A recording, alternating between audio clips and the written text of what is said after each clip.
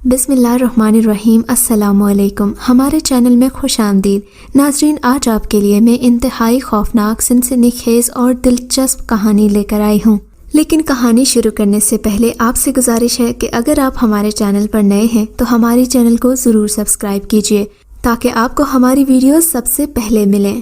میرا نام ڈاکٹر شنایا ہے۔ آج میری ہاؤس جاب مکمل ہو گئی تھی اور میں نوکری کے لیے ایک دور دراز قصبے میں اپوائنٹ کر دی گئی تھی۔ میں ایک قابل طالبہ تھی اور اسی وجہ سے ایک اچھی ڈاکٹر بننے جا رہی تھی۔ میرے اسٹاف کو مجھ پر بھروسہ تھا، اسی لیے انہوں نے مجھے اس مشکل دہی علاقے میں بھیجا کیونکہ وہ جانتے تھے میں سخت سے سخت حالات کا مقابلہ کرنے کی صلاحیت رکھتی ہوں۔ میں صبح کی اپنے گھر سے نکلی ہوئی تھی، اب تقریباً شام ہو گئی تھی، موسم ابر آلود ہو رہا تھا۔ میں اپنی منزل کی طرف رواں دواں تھی۔ سڑک پر بارش کے پہلے پہلے قطرے گرنا شروع ہو گئے تھے۔ مٹی کی سوندھی سوندھی خوشبو میرے ذہن کو معطر کر رہی تھی۔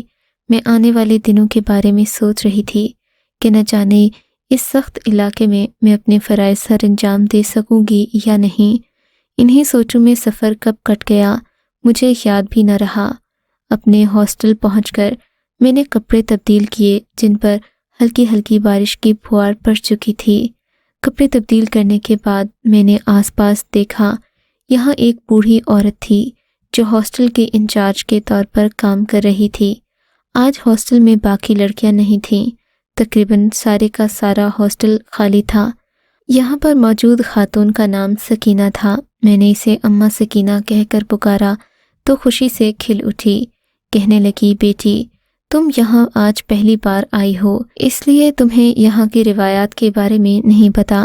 تمہیں یہاں کے کھانے پینے سے لے کر راستوں تک کا میں ہی بتاؤں گی۔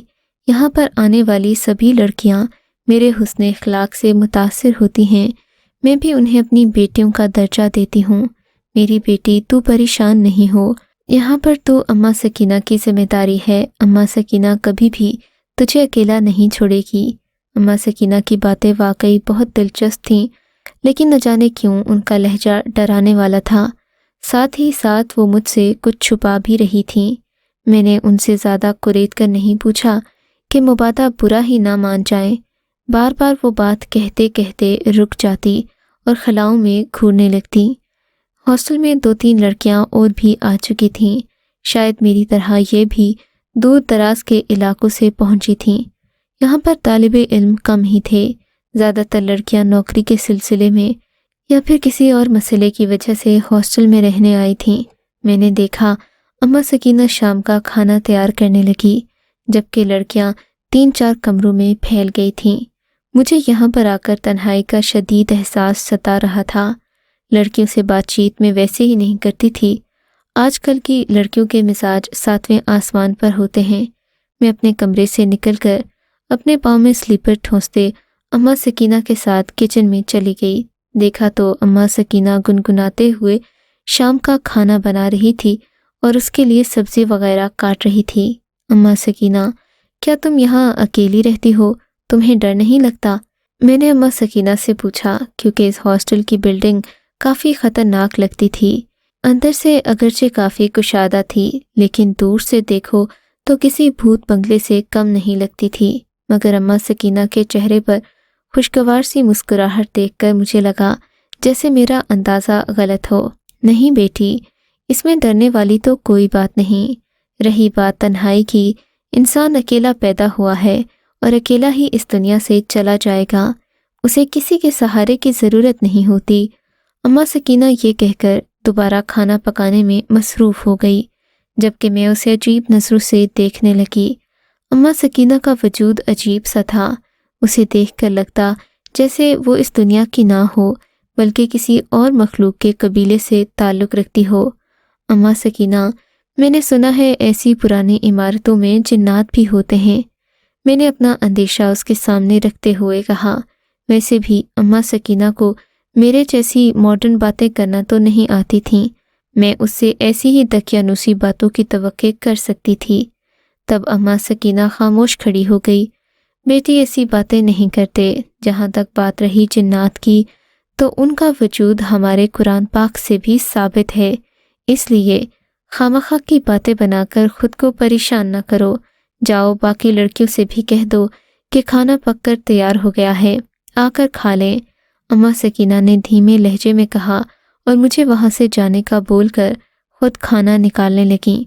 मैं हैरान परेशान बाकी लड़कियों के कमरे पर दस्तक देकर उन्हें खाने के लिए बुलाने लगी। थोड़ी देर में सब लड़कियां खाने की मेज़ पर आ चुकी थीं। अम्मा सकीना ने हमारे सामने खाना नहीं खाया। लगता है कि वो इस हॉस्टल की एक आम सी मुलाजिमा है। मैंने दिल में सोचा, मैं खामखा ही उससे बड़ी बड़ी बातें पूछ रही हूँ।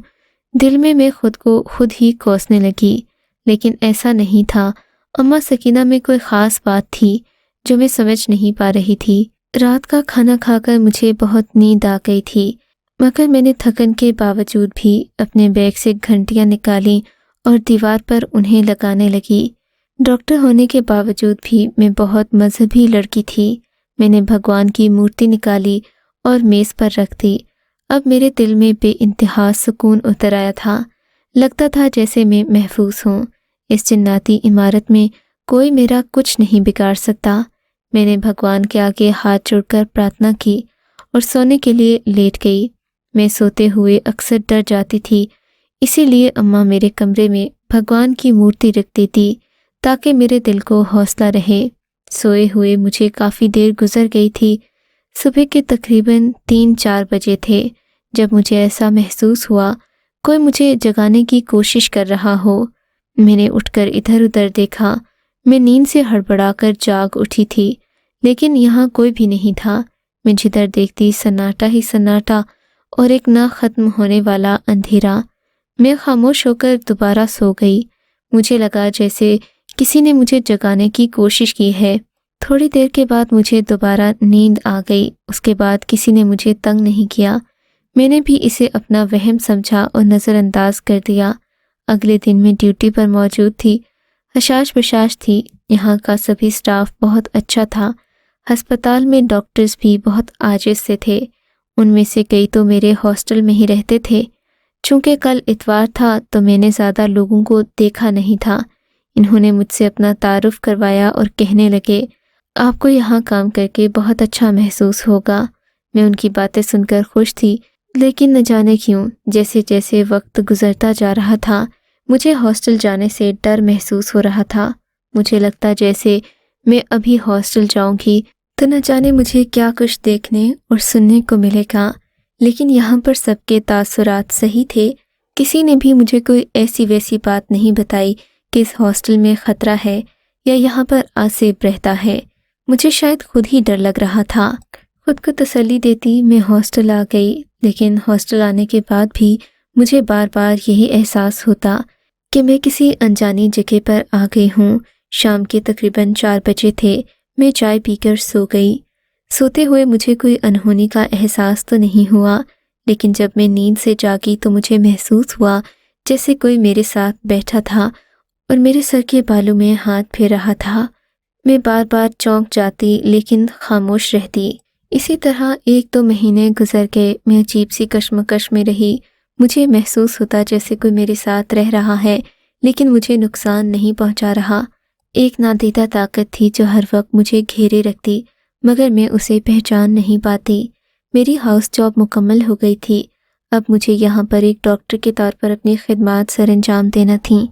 हफ्ते के दिन एक मेडिकल कैंप लगना था, जिसमें गांव के तकरीबन सभी लोग शिरकत करते और उनकी हड्डियों वगैरह के नॉर्मल टेस्ट किए जाते, जो बिल्कुल मुफ्त होते। इसीलिए पूरा कस्बा एक ही दिन मेडिकल कैंप में आता और खूब रौनक लगती। यूं अजीबोगरीब बातें सुनने को मिलती। मुझे यहाँ के डॉक्टर से यही पता चला था। मुझे यहाँ रहने वाले डॉक्टर्स कुछ लापरवाह से लगे थे। वो गांव के लोगों को सही तरह से दवा भी ना देते और कभी कभार तो दवाइयों की इस कदर किल्लत होती कि दवा डॉक्टर्स के पास भी ना होती।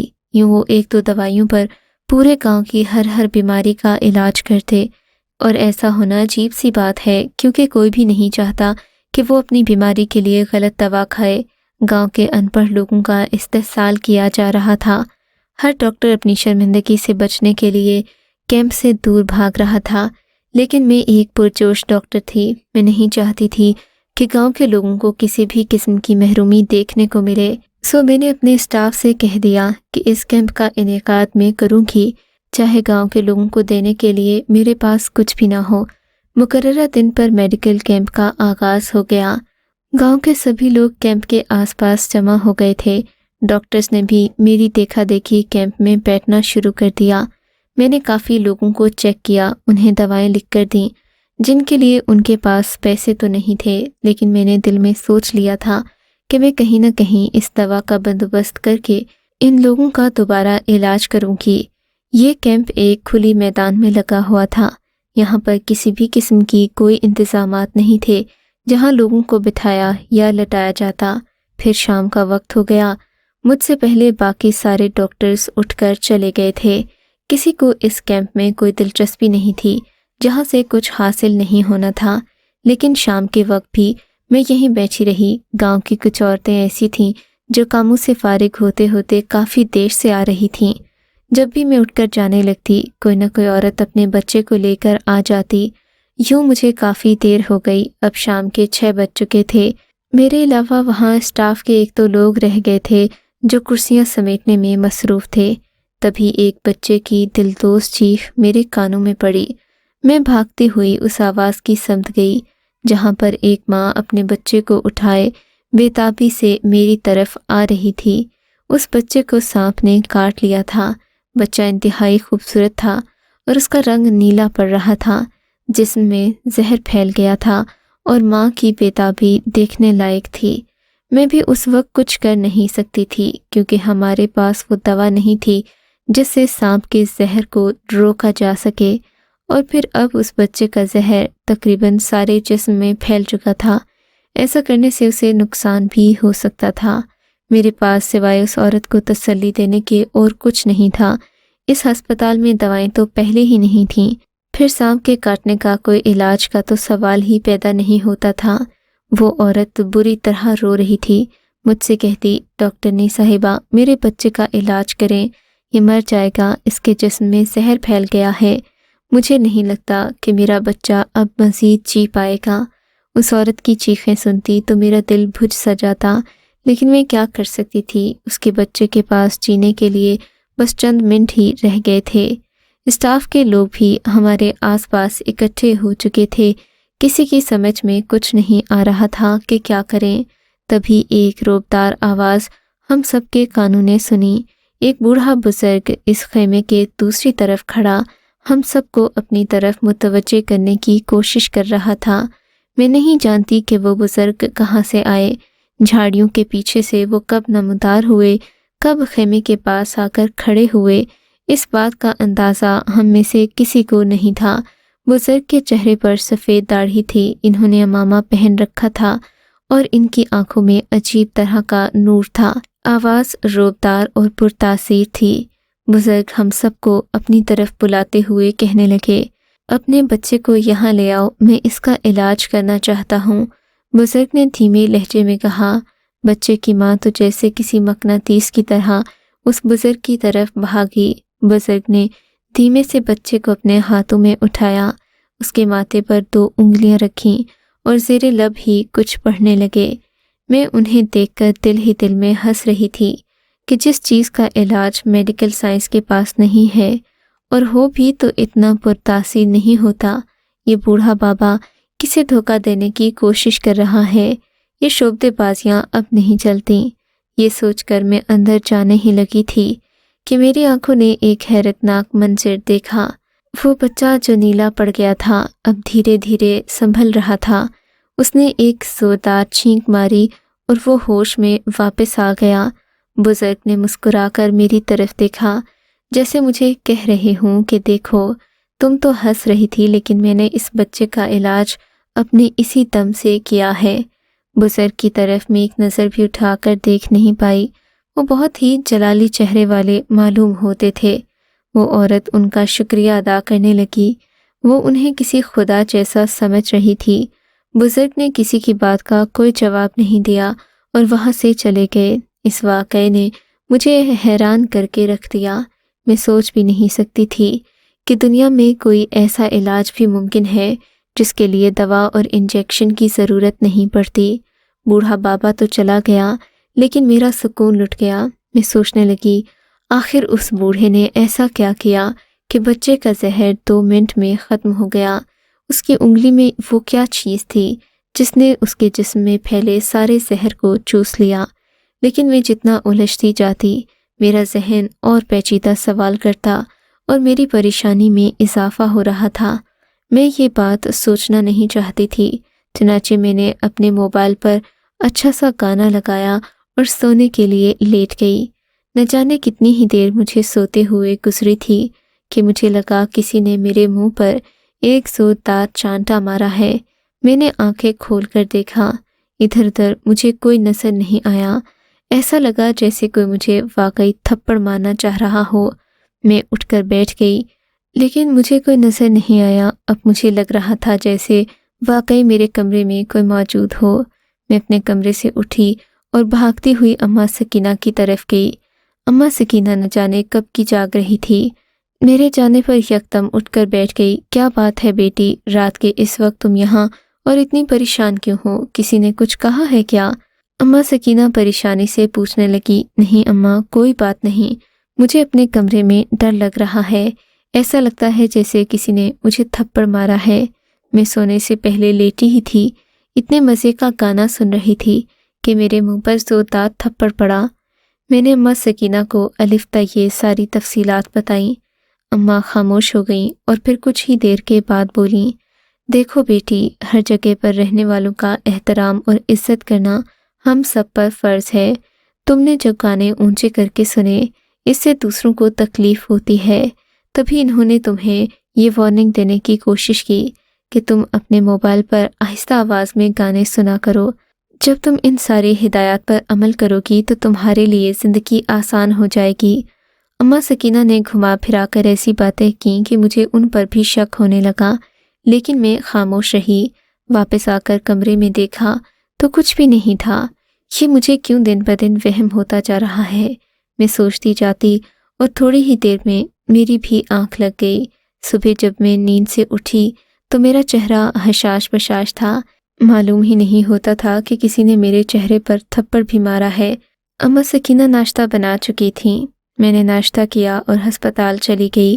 واپسی پر آئی تو دیکھا اماں سکینہ پیکنگ کر رہی تھی۔ اماں، تم کہاں جا رہی ہو؟ میں نے پوچھا۔ بیٹی، میں یہاں جس کام کے لیے آئی تھی وہ مکمل ہو گیا ہے، اب مجھے جانا ہوگا۔ یہاں پر میری جگہ کوئی اور آ جائے گی۔ خدا تم لوگوں کو سلامت رکھے۔ اماں سکینہ نے کہا تو میرا دل عجیب سے انداز میں دھڑکنے لگا۔ نہیں اماں، تم کہیں نہیں جاؤ گی، میں تمہارے بغیر اس ہاسٹل میں نہیں رہ سکتی۔ مجھے پہلے ہی یہاں عجیب سا ڈر لگتا ہے، تم بتاؤ میرا کیا بنے گا؟ میں خوف سے تھر تھر کانپ رہی تھی۔ بیٹی تم فکر نہیں کرو، خدا تمہاری حفاظت کرے گا۔ انسان کے لیے کچھ نہیں کر سکتا۔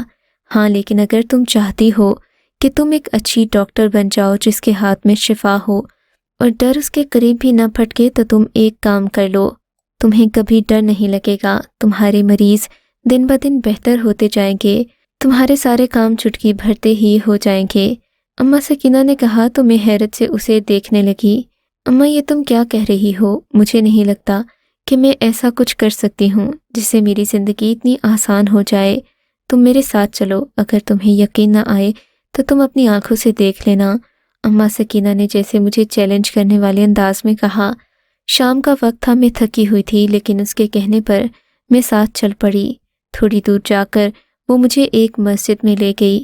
مسجد میں ابھی نمازی نہیں تھے، ساری مسجد خالی تھی۔ اماں سکینہ مسجد کے فرش پر بیٹھ گئی اور کہنے لگی، اے اللہ کی مخلوق، اس بچی کو تنگ کرنا چھوڑ دو۔ شاہ عالم، میں آپ سے درخواست کرتی ہوں کہ آپ ظاہر ہو کر اس بچی کے دل کو اللہ کے نور سے بھر دیں، یہ بچی ہدایت چاہتی ہے۔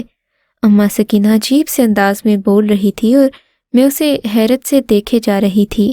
مجھے سمجھ نہ آ رہا تھا کہ آخر اماں سکینہ کس سے باتیں کر رہی ہے۔ اماں سکینہ کی تقریر ختم ہوئی تو ایک بزرگ ہمارے سامنے نمودار ہوئے۔ میں نے دیکھا کہ وہ سفید داڑھی اور سفید عمامے میں وہی چہرہ لیے ہوئے تھے جو میں نے اس دن خیمے کے پیچھے دیکھا تھا۔ میں نے دیکھا یہ وہی بزرگ تھے جنہوں نے سانپ کے کاٹے کا علاج کیا تھا۔ ان کے چہرے پر نور ہی نور تھا، وہ کوئی انسان نہیں بلکہ آسمان سے اتری مخلوق لگتے تھے۔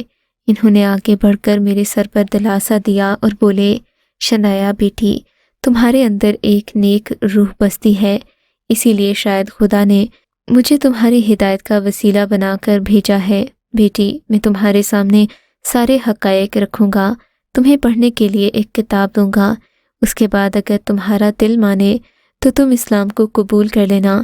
مسلمان ہونے کا سب سے بڑا فائدہ یہ ہے کہ تم دنیا کے ہر قسم کے ڈر سے محفوظ ہو جاؤ گی، تمہیں کوئی چیز خوفزدہ نہیں کر سکے گی، تمہیں زندگی سے لگاؤ نہیں رہے گا، تم موت سے گھبراؤ گی نہیں۔ بزرگ کی باتیں سحر زدہ کرنے والی تھیں۔ میں اگرچہ مسلمان نہیں ہونا چاہتی تھی، میں نے ان سے وہ کتاب لے کر رکھ دی، اور پھر اس ایک کتاب نے میری پوری زندگی کو بدل ڈالا۔ قرآن مجید کے راز سے آشنا ہونے کے بعد مجھے دنیا واقعی فضول لگنے لگی، موت کا مقصد سمجھ میں آ گیا، جو میرے لیے پہلے صرف ایک اندھیری رات تھی۔ 6 مہینے کے بعد میں دائرہ اسلام میں داخل ہو گئی، اس قصبے کو گھر سمجھ کر رہنے لگی، جبکہ میرے والدین لاکھ مخالفت کے باوجود بھی میری اس تبدیلی کو قبول کرنے پر مجبور ہو گئے۔ آج میں ڈاکٹر شنایا کے نام سے پورے ہریانہ میں مشہور ہوں، لوگ مجھے جانتے ہیں، پہچانتے ہیں، میرے علاج کی وجہ سے میری تعریف کرتے ہیں، لیکن وہ نہیں جانتے کہ یہ علاج اور میرے ہاتھ میں موجود یہ شفا صرف اور صرف میرے رب کی دی ہوئی ہے۔ خدا ان بزرگ جن کو سلامت رکھے، جنہوں نے مجھے دائرہ اسلام میں داخل کر کے میری زندگی سے کفر کا بوجھ ہٹا دیا۔ اگر آپ کو یہ کہانی اچھی لگی ہے تو اس ویڈیو کو لائک کیجیے اور اس طرح کی مزید ویڈیوز دیکھنے کے لیے ہمارے چینل کو سبسکرائب کیجیے۔ اور ہاں، اگر آپ کی کسی دوست، رشتہ دار یا بہن کے ساتھ خدا نہ کرے ایسا کوئی واقعہ پیش آیا ہے تو ہمیں کامنٹ سیکشن میں اس کے بارے میں ضرور بتائیے۔